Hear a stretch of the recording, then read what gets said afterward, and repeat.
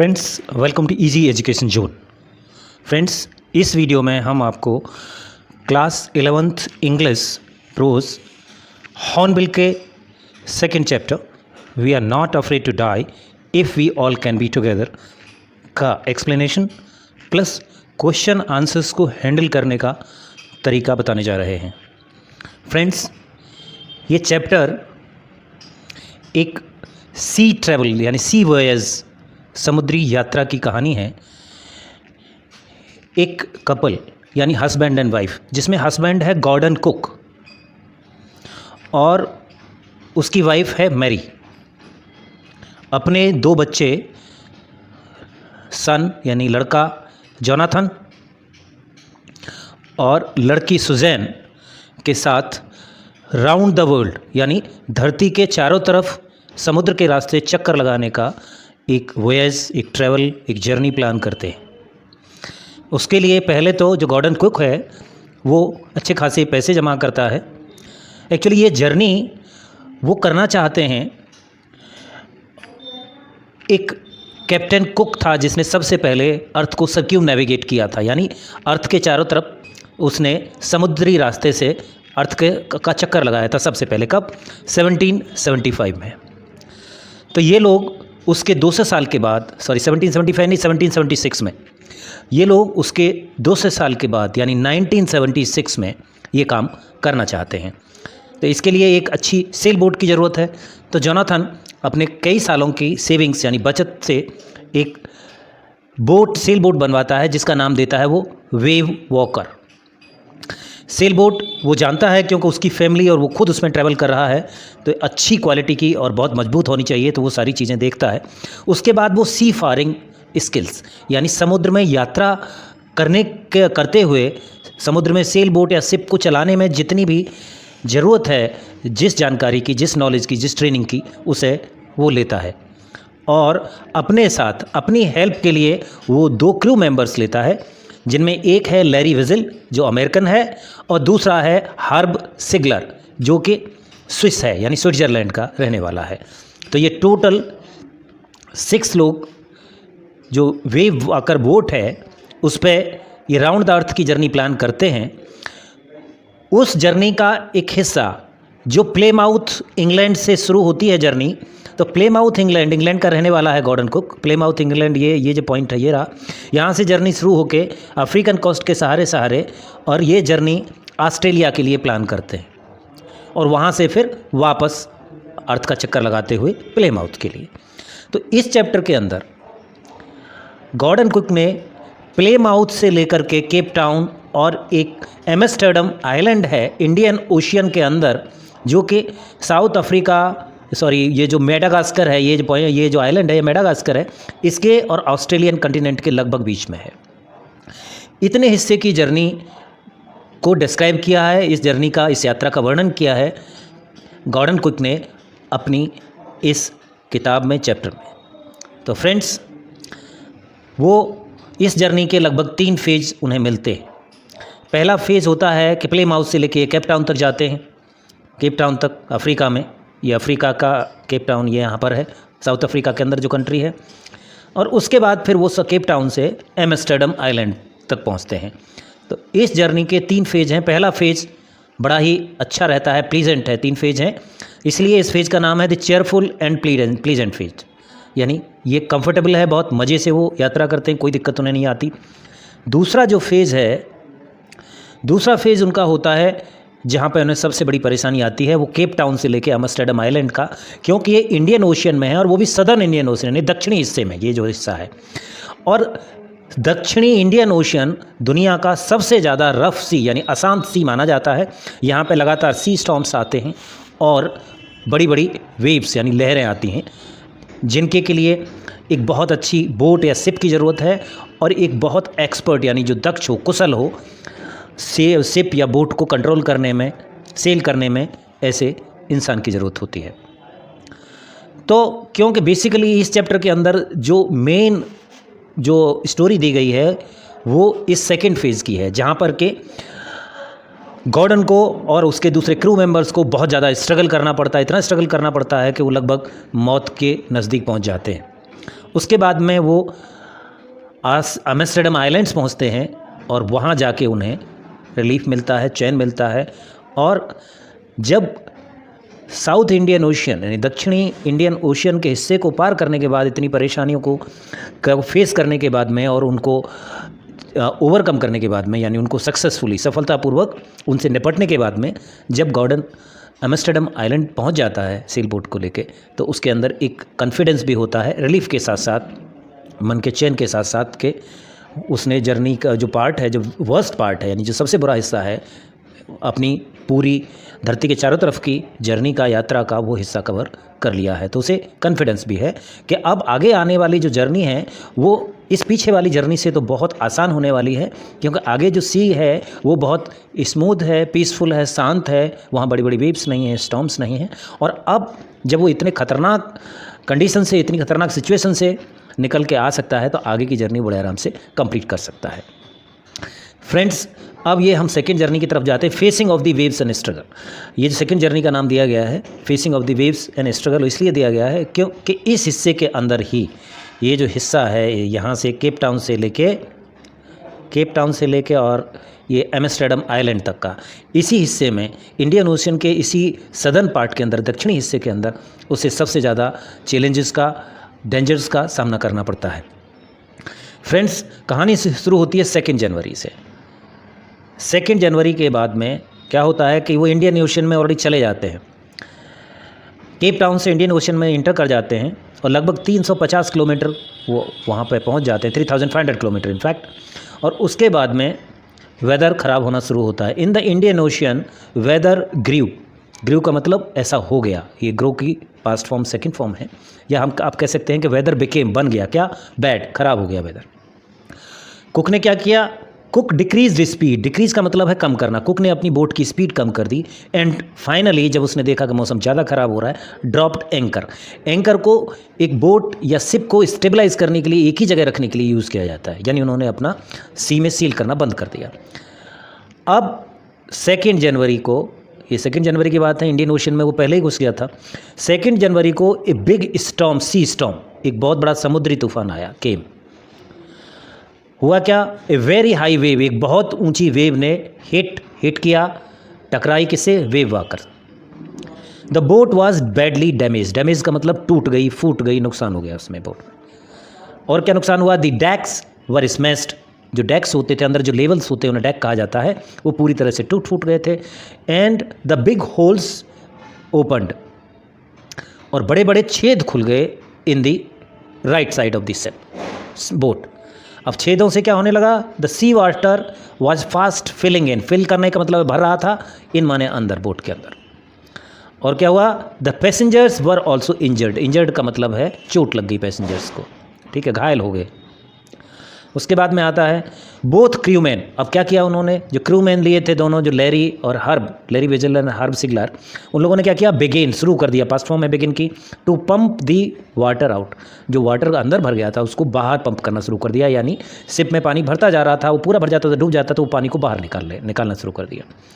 Mary जो इसकी wife थी, उसने क्या किया, वो Mary was helping with the steering wheel. Steering wheel होता है एक बोट या शिप के अगले हिस्से में, जिससे कि शिप को स्टीयर किया जाता है, यानी उसकी डायरेक्शन दी जाती है, मोड़ा जाता है इधर से उधर।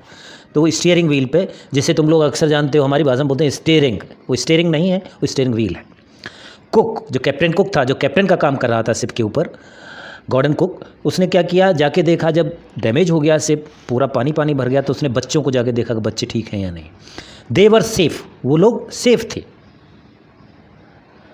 बट सुजैन्स हेड वॉज इंजर्ड, लेकिन जो लड़की थी सुजैन, ये एपोस्ट्रोफी ऐसे, यानी सुजैन का हेड माने सर वॉज इंजर्ड, उसमें चोट लग गई थी। फिर उसने क्या किया, देन माने उसके बाद ही आया है गॉर्डन कुक के लिए।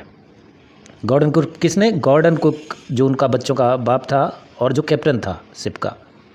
Gordon Cook repaired the holes in the side of Wavewalker की साइड में जो होल्स खुल गए थे जिनसे पानी जा रहा था, उसने कुछ हद तक उन्हें रिपेयर कर दिया। When the water pumped blocked, pumps blocked, जो वाटर पंप जिन्हें यूज़ कर रहे थे लैरी और हब, वो ब्लॉक हो गए, यानी रुक गए, क्योंकि बहुत सारा सामान पानी में डूब रहा था, शिप के अंदर उस पानी को फेंक रहे थे, तो वो सामान जाके अंदर स्टफ हो गया, तो वो रुक गए। तो उसने क्या किया, ही कनेक्टेड, उसने जोड़ दिया द स्पेयर इलेक्ट्रिक पंप, तो उसने स्पेयर इलेक्ट्रिक पंप, एक तीसरा और था, 2 पंप तो थे ही थे जो ब्लॉक हो गए, तीसरे स्पेयर इलेक्ट्रिक पंप को उसने कनेक्ट कर दिया पाइप से और वो बाहर पानी पंप आउट करने लगा। और क्या किया उसने, और उन लोगों ने क्या किया, they continuously pumped out the water for 36 hours. वो लगातार उन्होंने पंप आउट किया, वाटर को बाहर फेंका 36 घंटे तक, कंटिन्यूसली मैंने लगातार। ऑन 4 जनवरी और 4 जनवरी को there was some relief. Relief का मतलब होता है कुछ चैन, मतलब रिलीफ का मतलब हो गया कुछ उन्हें लगा कि पानी अब उन्होंने काफ़ी हद तक कम कर दिया है, अब वो अगर काम कम करेंगे पानी बाहर फेंकने पे तो चल सकता है काम। रिलीफ मिला उन्हें, चैन मिला उन्हें, कुछ शांति मिली, उनकी कंडीशन सुधरी। मैरी ने क्या किया, मैरी प्रिपेयर्ड फूड, मैरी ने जो कुछ भी सामान बचा था उससे खाना तैयार किया। This was their first food in 2 days। पिछले 2 दिनों से उन्होंने कुछ नहीं खाया था और ये उनका पहला खाना था, यानी 4 जनवरी को, 2 जनवरी के बाद से। अब लेकिन ये जो रिलीफ था, जो चैन की सांस थी, जो स्थिति सुधरी थी, but the relief was temporary, ये परमानेंट नहीं, यानी परमानेंट नहीं थे, थोड़ी देर के लिए रहा। On 5 January the weather grew bad again, weather फिर से ख़राब हो गया। The condition was very bad, उनकी जो कंडीशन थी, सिचुएशन थी, बहुत बुरी थी। डेथ यानी मौत, सीम्ड नियर, सीम्ड माने ऐसी लग रही थी जैसे कि पास में हो, इतनी ज़्यादा बुरी कंडीशन थी कि अब मर सकते हैं, अब मर सकते हैं।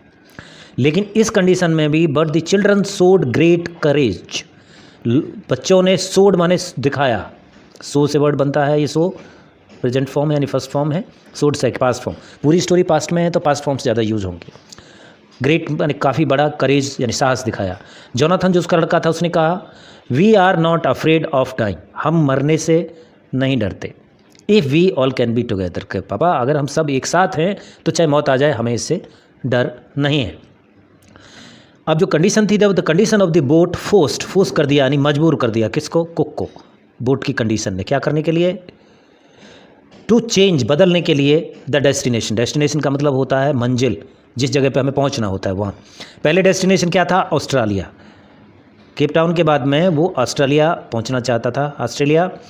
इसके बाद उसने ही वॉज फोर्स, मजबूर हो गया डेस्टिनेशन को चेंज करने के लिए, क्योंकि जो बोट की कंडीशन थी वो ऑस्ट्रेलिया तक नहीं जा सकती थी। ही सेट कोर्स, उसने अपने आप जो डायरेक्शन, जो कोर्स होता है, डायरेक्शन होती है, सेट कर दी किसके लिए, to Amsterdam islands in the Indian Ocean. Indian Ocean के अंदर साउथ अफ्रीका और ऑस्ट्रेलिया के बीच में कुछ आइलैंड्स थे जहाँ पे लोग रहते थे, फ्रेंच लोग रहते थे, उसका नाम था अमस्टरडम आइलैंड। तो उसने एम्स्टर्डम आइलैंड की तरफ अपना बोट को मोड़ दिया, कोर्स सेट कर दिया, उसकी डायरेक्शन सेट कर दी। इट वॉज नॉट ईजी, ये आसान नहीं था, to find a small island in the 150,000 kilometre vast मानी बिग ओशन।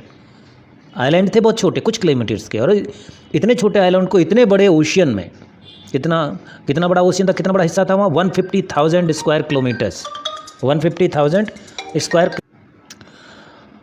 अब क्योंकि समुद्र बहुत बड़ा था और आइलैंड बहुत छोटे थे तो उनको वहाँ खोजना ओपन सी में बहुत मुश्किल था। लेकिन फिर भी बाई इवनिंग 6 PM, कौन सी तारीख को चेंज किया था उसने, 5th को चेंज किया था, ये 5 जनवरी को, 6 बजे के करीब शाम को 5 जनवरी को the boat reached the island.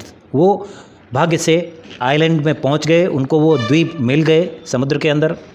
अब now cook felt relieved, relieved का मतलब होता है कि उसे शांति आई, रिलीफ से वर्ड बना होता है, रिलीफ नाउन है, रिलीव्ड एडजेक्टिव है। कुक फेल्ट रिलीव्ड यानी कुक ने, जो गॉर्डन कुक था, उसने चैन की सांस ली, यानी उसे जहाँ पहुँचना था वहाँ पहुँच गया।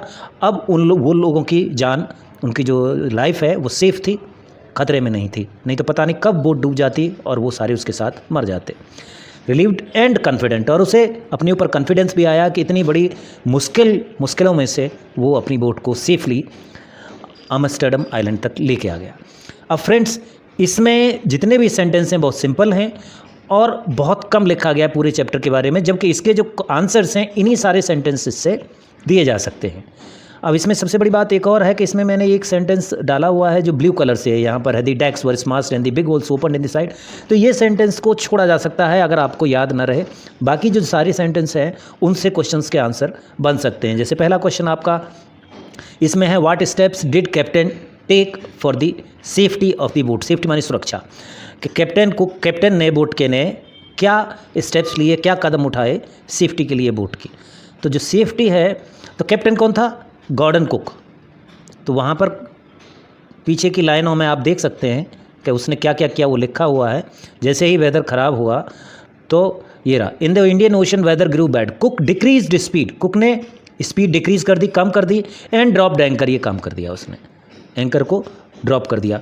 और भी आप ज़्यादा बताना चाहें तो वो सारी चीज़ें बता सकते हैं जो उसने उसके बाद किया। क्या किया यहाँ पर इसने, यहाँ पर इन लोगों ने क्या किया कि क्रूमैन लैरी और हर्ब ने वाटर को पंप किया बाहर, मैरी ने स्टीयरिंग हेल्प की, लेकिन कैप्टन की बात आ रही है तो दोनों छूट जाएंगे। कैप्टन ने क्या किया, he repaired the holes in the side of the Wave Walker, ये चीज़ डाली जा सकती है। उसके बाद क्या किया उसने कि जब पंप ब्लॉक हो गए तो उन्होंने कनेक्ट कर दिए स्पेयर इलेक्ट्रिक पंप को। तो ये 3-4 चीज़ें उसने की थी। इसके बाद जो नेक्स्ट क्वेश्चन आता है वो है reaction of children and adults in the face of danger. Reaction का मतलब होता है प्रतिक्रिया, यानी क्या रिस्पॉन्स था चिल्ड्रन का, बच्चों का और एडल्ट्स का जब वो डेंजर को फेस कर रहे थे। तो इसमें अंतर ये आता है कि the reaction of children and adults were little different, वो अलग अलग थे। क्यों अलग अलग थे कि एडल्ट्स वर मोर मैच्योर, एडल्ट्स क्या थे, वो ज़्यादा मैच्योर थे। मैच्योर का मतलब होता है समझदार, जिन्होंने टाइम अपनी लाइफ का देखा हुआ, बच्चे तो बहुत छोटे थे। टू हैंडल द डेंजर, दूसरा क्या था, सेकंड पॉइंट क्या था, देवर बिजी इन वर्क, लेकिन बच्चों की कंडीशन ऐसी नहीं थी। But the condition of the children was really bad because the fear of death was continuously playing on their mind. ये मैंने लिखा नहीं सेंटेंस, आप थोड़ा सा दोबारा से बोल देता हूँ। The fear of death was continuously playing on the minds of the children, correct. और इसमें आप ये लाइन भी डाल सकते हैं कि डर के बावजूद भी क्या कहा था जोनाथन ने, जो उसका बेटा था, उसने क्या कहा था, Jonathan said to his dad we are not afraid of dying if we all can be together. इसको भी लिख सकते हैं, but the children showed great courage, the condition of the children was really bad because the fear of death was continuously playing on their mind, but the children showed great courage, Jonathan said we are not afraid of dying if we all can be together. तो इस question का answer ये हो सकता है। अगला जो question है आपका वो है role of optimism in the face of danger stress. Optimism का मतलब है आशा रखना, हिम्मत रखना।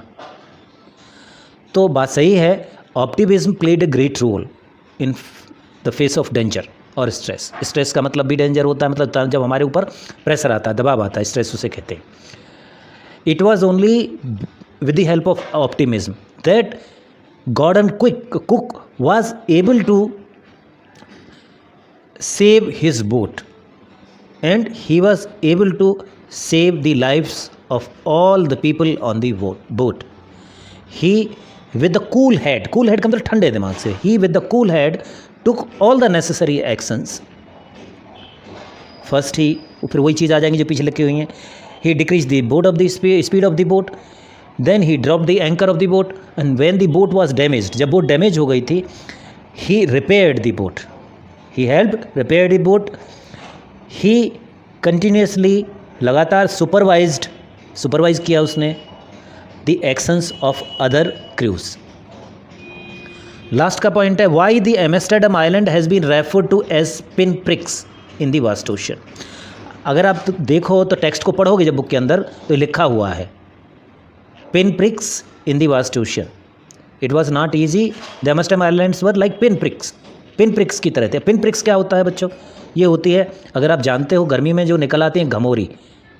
ये घमोरियों का क्यों बताया गया है कि शरीर पर जितनी छोटी घमोरी नज़र आती है, वो समुद्र इतना बड़ा था, वो पीछे बताया है मैंने कि लगभग 150,000 किलोमीटर्स के ओशन के अंदर एक कुछ किलोमीटर्स के आइलैंड को खोजना बहुत मुश्किल था। इसीलिए इन आइलैंड्स को, because the islands were very small, only some kilometers in area, and they were in a big and vast ocean of 150,000 kilometers. That's why इसीलिए these islands has been called pinpricks in the vast ocean. इसके साथ ही हमारा ये video ख़त्म होता है friends. हम सारे चैप्टर्स के इस तरह के एक्सप्लेनेशंस आपको अपलोड करते रहेंगे जो ऑलरेडी नहीं हैं। ये अगर आप रियलिटी में याद करना चाहते हो आंसर्स को, तो ये बहुत आसान है, क्योंकि जितने सेंटेंसेस आपको इस वीडियो में यहाँ इस चैप्टर में दिए गए हैं वो पूरे क्वेश्चंस को कवर कर सकते हैं। लेकिन इन टोटल सेंटेंस को अगर देखा जाए और फिर क्वेश्चंस के आंसर सारे देखे जाएं तो ये सेंटेंस लगभग छठा हिस्सा है, जितने के सारे क्वेश्चंस के आंसर्स को मिला के सेंटेंस बनेंगे। तो आप क्या कर सकते हैं कि आप ध्यान दीजिए कि क्वेश्चन में कौन सी पॉइंट को, कौन सी चीज़ को पूछा गया है और उससे जुड़ी हुई सारी बातें, सारे सेंटेंस आप वहाँ पे रख सकते हैं। दूसरा, हम ग्रामर की वीडियोस ऑलरेडी अपलोड कर रहे हैं, तो आप अगर लगातार उनको देखते रहेंगे तो आपको पता भी नहीं चलेगा और आपकी प्रिपरेशन कंप्लीट हो जाएगी आपके एग्ज़ाम की। Now all the best for your studies.